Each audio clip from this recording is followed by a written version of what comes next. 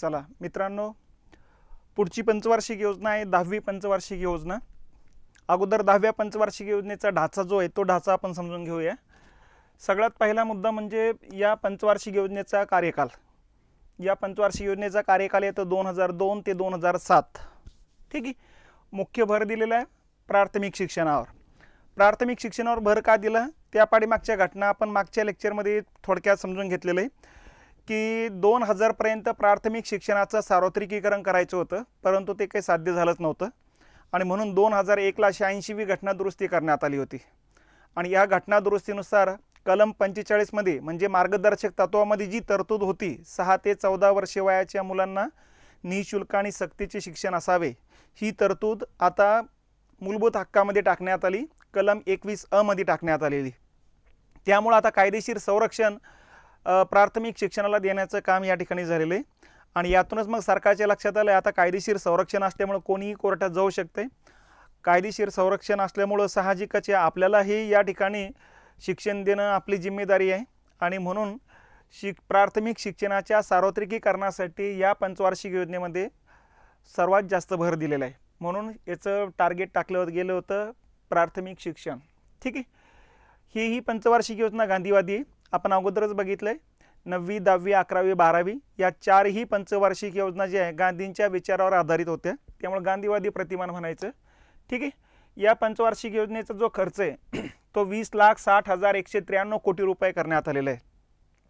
आता ही खर्चाची रक्कम अगोदरच्या पेक्षा वाढत चाललेली आहे, आता हे काही विसरण्याची गरज नाही। आर्थिक उद्दिष्ट जी होती 8% ठेवले होते, प्रत्यक्षात साध्य 7.8% साध्य झालेले। ठीक आहे। जवळजवळ यशस्वी ठरलेलीच पंचवार्षिक योजना आहे आणि इतकं मोठं जे काही टार्गेट आहे ते साध्य होण्याच्या पाठीमागचं प्रमुख कारण हेच आहे की 9व्या पंचवार्षिक योजनेमध्ये जे अनेक कार्यक्रम सुरू केले होते त्या अनेक कार्यक्रमाला आता फळं यायला सुरुवात झाली होती। त्यातून सरकारचं या ठिकाणी उत्पन्न वाढायला सुरुवात झाली होती आणि म्हणून या ठिकाणी जे आर्थिक उद्दिष्टे आहेत ते जास्त साध्य होताना दिसतात। आतापर्यंत जेवढ्या पंचवार्षिक योजना झाल्या त्या पंचवार्षिक योजनेमध्ये 7.8% किंवा 7%च्या पुढे विकास दर गेल्याचं दिसत नाही। आखरी 6.7 पर्यंत विकास दर गेलेला आहे, आता 7.8 म्हणजे जवळपास या ठिकाणी 1.1% आता विकास दर इतर पंचवार्षिक योजनांपेक्षा वाढलेला आहे। तर अशा पद्धतीने हा मूळचा ढाचा आहे तो 10व्या पंचवार्षिक योजनेचा। या पंचवार्षिक योजनेचा जो काही आराखडा आहे तो अटल बिहारी वाजपेयी आणि के.सी. पंत अध्यक्ष आणि उपाध्यक्ष होते यांनी तयार केलेला आहे आणि त्यांनीच तो लागू केलेला आहे। 2002 ते 4च्या कालखंडामध्ये NDAचं सरकार या ठिकाणी अस्तित्वात होतं बघा। त्याच्यानंतर 2004च्या इलेक्शनमध्ये UPAचं सरकार बहुमताने निवडून आले आणि UPAच्या वतीनं मनमोहन सिंग पुढचे पंतप्रधान बनलेले आहेत बघा। मनमोहन सिंग मग आता अध्यक्ष बनलेत पंचवार्षिक योजनांचे आणि उपाध्यक्ष मॉन्टेक सिंग अहलुवालिया यांना बनवण्यात आलेले आहेत। तर पुढचे लगातार 10 वर्षे आता हे अध्यक्ष आणि उपाध्यक्ष राहिलेले आहेत। मग आता या पंचवार्षिक योजनेमध्ये कोणते कोणते कार्यक्रम हातात घेण्यात आले त्या कार्यक्रमाची थोडक्यात माहिती घेऊ। नंबर 1चा येतो संपूर्ण स्वच्छता अभियान। 2002 ला हा कार्यक्रम सुरू करण्यात आलेला आहे। हा कार्यक्रम जो आहे तो महाराष्ट्र सरकारने 1998 ला संत गाडगेबाबा ग्राम स्वच्छता अभियान नावाचा कार्यक्रम या ठिकाणी R.R. पाटील ग्रामीण विकास मंत्री असताना सुरू केला होता आणि पूर्ण महाराष्ट्रभरामध्ये हा या ठिकाणी जोरशोरसे मोठ्या प्रमाणात लागू झाला होता। याची दखल WHO ने पण घेतली गेली होती आणि म्हणून मग भारत सरकारने पण त्याची दखल घेतली आणि भारत सरकारने सुद्धा महाराष्ट्राच्या संत गाडगेबाबा ग्राम स्वच्छता अभियानावरती आधारित संपूर्ण स्वच्छता अभियान नावाचा कार्यक्रम सुरू केला होता। तर हा 2002 ला सुरू झालेला एक योजना मानली जाते। 2003 ला निर्मल ग्राम भारत योजना सुरू करण्यात आलेली। या योजनेचा उद्देश होता की ग्रामीण भागामध्ये जे हागणदारी मुक्त गाव योजना करणे, कारण ग्रामीण भागामध्ये या ठिकाणी प्रसार करण्यासाठी बाहेर जाण्याच्या पद्धती असतात। ठीक आहे। घरामध्ये स्वच्छतागृह या ठिकाणी खूप कमी राहायचे, तर आता हळूहळू वाढायला सुरुवात झालेली, पण तरीही अजूनही या ठिकाणी संडाससाठी बाहेर जाण्याच्या पद्धती आहेत। तर बाहेरचं जे प्रदूषण आहे ते प्रदूषण टाळण्यासाठी निर्मल ग्राम भारत योजनेची सुरुवात या ठिकाणी करण्यात आलेली। ही 2003चा योजना आहे।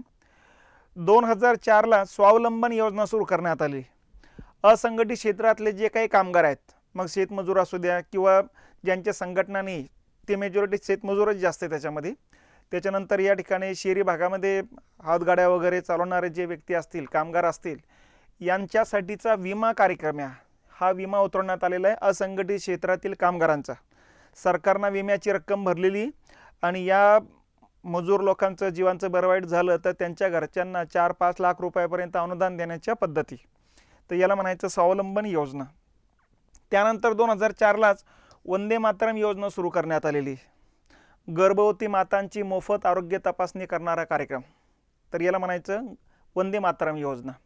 म्हणजे गर्भात असतानाच बाळाचं जर अपंगत्व वगैरे असेल तर या ठिकाणी ते गर्भात असताना लवकर दुरुस्त होण्याचे चान्सेस जास्त असतात आणि म्हणून मग या ठिकाणी सोनोग्राफी करून या ठिकाणी बाळाचं आरोग्य तपासण्याचा हा कार्यक्रम आहे. आणि या आरोग्य तपासण्यासाठी सोनोग्राफीसाठीचा जो काही खर्च आहे तो सरकार या योजनेअंतर्गत करत असे. तर वंदे मातरम योजना असं नाव दिलेलं आहे. त्यानंतर 2004ला कस्तुरबा गांधी राष्ट्रीय विद्यालय योजना. ठीक आहे. आता ही योजना कशासाठी होती? अनुसूचित जाती जमाती त्यानंतर ओबीसी हा वर्ग जो आहे या वर्गातील 5वी नंतरचं शिक्षण घेण्यासाठी मुलींसाठी तालुका स्तरावरती निवासी शाळा, नवोदय विद्यालय जसे तसे निवासी शाळा 5वी ते 12वीच्या दरम्यान शाळा काढण्यात आलेल्या आहेत बघा. ठीक आहे. तर दर्जेदार शिक्षण देणे आणि निवासी शाळा या मुलींसाठीचा हा कार्यक्रम या ठिकाणी सुरू करण्यात आलेला आहे, ज्याला नाव देण्यात आलं कस्तुरबा गांधी राष्ट्रीय विद्यालय योजना. त्यानंतर 2005ला भारत निर्माण योजना नावाचा कार्यक्रम सुरू करण्यात आलेला आहे. याच्यामध्ये वेगवेगळ्या 5 क्षेत्राचा विकास करण्यावरती भर दिला होता. कुठले कुठले? गृह, वीज, पाणी, ठीक आहे, रस्ते, सिंचन आणि दूरसंचार. ठीक आहे. गृह, वीज, पाणी म्हणजे घरात लागणारे हे घर आहे, घरात वीज लागते आणि पिण्यासाठी पाणी लागतं 3. त्याच्यानंतर रस्ते जाण्या येण्यासाठी. ठीक आहे. त्याच्यानंतर सिंचन शेतीसाठी पाणी आणि नंबर 6 दूरसंचार. या 6 क्षेत्राचा ग्रामीण भागात विकास करण्यासाठी ही योजना सुरू करण्यात आली, ज्याला नाव देण्यात आलं भारत निर्माण योजना. ठीक आहे. त्याच्यानंतर 2005ला जवाहरलाल नेहरू शहरी पुनर्विकास कार्यक्रम 10 लाखापेक्षा जास्त लोकसंख्या असलेल्या शहरांसाठीचा कार्यक्रम होता. आणि 10 लाखापेक्षा जास्त लोकसंख्या असलेले जी मोठ्याले शहर आहेत त्या मोठ्याल्या शहरातील पायाभूत सुविधा निर्माण करण्यासाठीचा कार्यक्रम आहे. म्हणजे रस्ते असू द्या, मलनिस्सारण असू द्या, ठीक आहे, स्वच्छता असू द्या, गृहनिर्मिती असू द्या. म्हणजे 10 लाखापेक्षा अधिक लोकसंख्या असलेले शहरातील जे दारिद्र्यरेषेखालील कुटुंबीय आहेत त्यांना मोफत घरसुद्धा या योजनेअंतर्गत बांधून दिलं जात असतं. तर अशा पद्धतीनं ही एक योजना सध्या ही चालू आहे. त्याच्यानंतर 2005ला जननी सुरक्षा योजना. ठीक आहे. माता मृत्यू दर आणि बाल मृत्यू दर कमी करण्यासाठीची योजना आहे. कारण या कालखंडामध्ये आपण जर बघितलं तर जगामध्ये पाकिस्तान, श्रीलंका, बांगलादेश आपल्या पुढे होते. त्यांचा बाल मृत्यू दर आणि माता मृत्यू दर आपल्यापेक्षा कमी होता. त्यामुळे साहजिकच WHO सांगितलं भारत सरकारला की या ठिकाणी आम्ही निधी देतो, त्या मोबदल्यात तरी तुम्ही तो कार्यक्रम सुरू करा. मग भारत सरकारनं या ठिकाणी स्वतःच्याच पैशातून हा कार्यक्रम सुरू केला, जननी सुरक्षा योजना. उद्देश काय? तर बाळंतपणाच्या वेळेस या ठिकाणी शास्त्रशुद्ध पद्धतीनं बाळंतपणाच्या पद्धती आपल्याकडं अगोदर नसायच्या. घर आणि घराच्या आसपास राहणाऱ्या महिलाच या ठिकाणी बाळंतपण करत असत आणि बाळंतपण करताना जर रक्तस्राव झालाच तर त्या महिलेचे किंवा त्या बाळाचा तरी मृत्यू होऊन जायचा. आणि अशा पद्धतीने मग बालमृत्यू दर आणि माता मृत्यू दर या ठिकाणी मोठ्या प्रमाणात आपल्याकडे वाढलेला होता. तर हा माता मृत्यू दर आणि बालमृत्यू दर कमी करण्यासाठी भारत सरकारनं जननी सुरक्षा योजना नावाचा कार्यक्रम हातात घेतलेला आहे. या कार्यक्रमाअंतर्गत सरकारनं आशा नावाच्या स्वयंसेविका, प्रशिक्षित दाई म्हणू आपण त्यांना, तर 80,000पेक्षा अधिक दाईंची ग्रामीण भागामध्ये नियुक्ती केली आणि या दाईंमार्फत या ठिकाणी बाळंतपणावरती भर द्यायला सुरुवात केली. आणि यांच्यामार्फत बाळंतपण करणाऱ्या महिलेला 4 ते 5 हजार रुपयाचं अनुदानसुद्धा देण्याच्या पद्धती सुरू केल्यात बघा. तर जेणेकरून या ठिकाणी प्रशिक्षित दाईमार्फत जर बाळंतपण झालं तर माता मृत्यू दर आणि बालमृत्यू दर कमी करता येईल, सुरक्षित बाळंतपण करता येईल, बाळाच्या आणि आईची जीव वाचवता येईल, यासाठीची योजना होती. याला म्हणायचं जननी सुरक्षा योजना. त्याच्यानंतर 2005ला राष्ट्रीय ग्रामीण आरोग्य मिशन नावाचा कार्यक्रम सुरू करण्यात आला. ठीक आहे. राष्ट्रीय ग्रामीण आरोग्य मिशन काय आहे?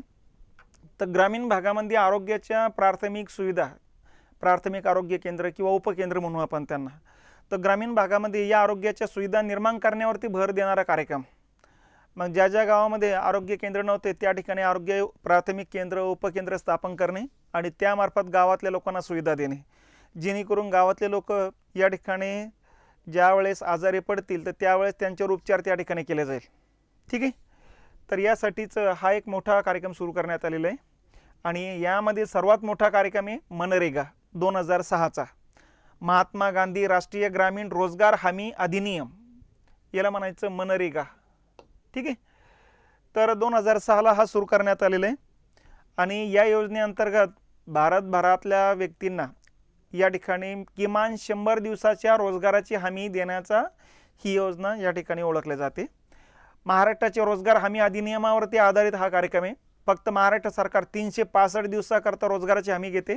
भारत सरकारनं फक्त 100 दिवसाचीच रोजगाराची हमी घेतलेली. म्हणून आजही आपला रोजगार हमी कार्यक्रम चालूच आहे. 365 दिवसापैकी 100 दिवस मनरेगा अंतर्गत रोजगार मिळतो, केंद्र सरकारकडून पैसा मिळतो आणि उरलेल्या कालखंडासाठी 265 दिवसाकरता महाराष्ट्र सरकार रोजगार देते. त्यामुळे एकमेव महाराष्ट्र सरकार असं आहे की तिथं 365 दिवससुद्धा रोजगाराची हमी देणारा कार्यक्रम चालू आहे. तर भारतभरातलं हे एकमेव राज्य आहे आपलं. तर भारताचे जे मनरेगा योजना ही महाराष्ट्रावर आधारित असलेली योजना आहे.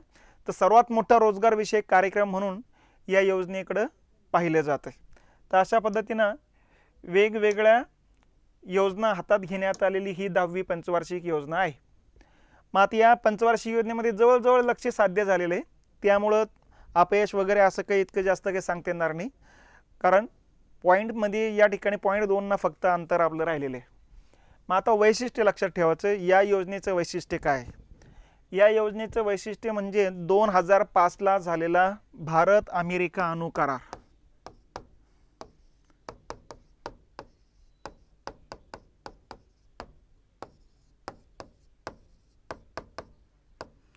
हे महत्त्वाचं वैशिष्ट्य या ठिकाणी लक्षात घेतलं पाहिजे. ठीक आहे. हा करार म्हणजे या ठिकाणी भारत आणि अमेरिका जवळ आलेले आहेत, यांच्यात मैत्री संबंध निर्माण झालेत आणि इथून पुढे आपलं परराष्ट्र धोरणामध्ये मूलभूत बदल झाले. 2005 पर्यंत आपला प्रमुख मित्र रशिया होता, आता इथून पुढं अमेरिका बनलेला आहे.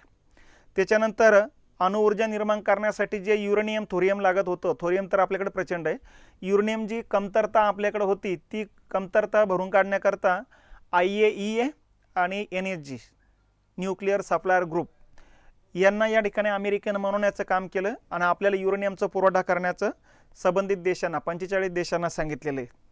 त्याचबरोबर थोरियमपासून प्लुटोनियम आणि प्लुटोनियमपासून युरेनियम तयार करण्याकरता हवं असलेलं फास्ट ब्रेडर तंत्रज्ञान अमेरिकेनं आपल्याला दिलेलं आहे. यातून मग जड पाण्याच्या ऐवजी फास्ट ब्रेडर तंत्रज्ञानाच्या आधारे कमी युरेनियममध्ये मोठ्या प्रमाणात या ठिकाणी ऊर्जा तयार करता येते आणि दुसऱ्या बाजूला थोरियमचं युरेनियममध्ये रूपांतर करणं सोपं जातं. तर हा करार या ठिकाणी एक महत्त्वपूर्ण मानला जातो आणि म्हणून मग आपल्यावर आरोप पण केला जातो की आपण समाजवाद जवळपास सोडलाच आणि भांडवलची अर्थव्यवस्था स्वीकारली म्हणून. आणि इथून पुढं अमेरिकेचा मित्र तो आपला मित्र आणि अमेरिकेचा शत्रू तो आपला शत्रू असा फॉर्मॅट या ठिकाणी लागू झालेला आहे. आणि म्हणून सध्या अमेरिकेने इराणवर निर्बंध टाकले आणि भारत सरकारला सुद्धा सांगितलं की इराणकडून तेल वगैरे घेऊ नका, म्हणून आपण सध्या इराणकडूनचं तेल बंद करून टाकलेलं आहे. तर अशा पद्धतीने या कराराचा तो परिपाक या ठिकाणी मानला जातो. तर अशी ही 10वी पंचवार्षिक योजना येते.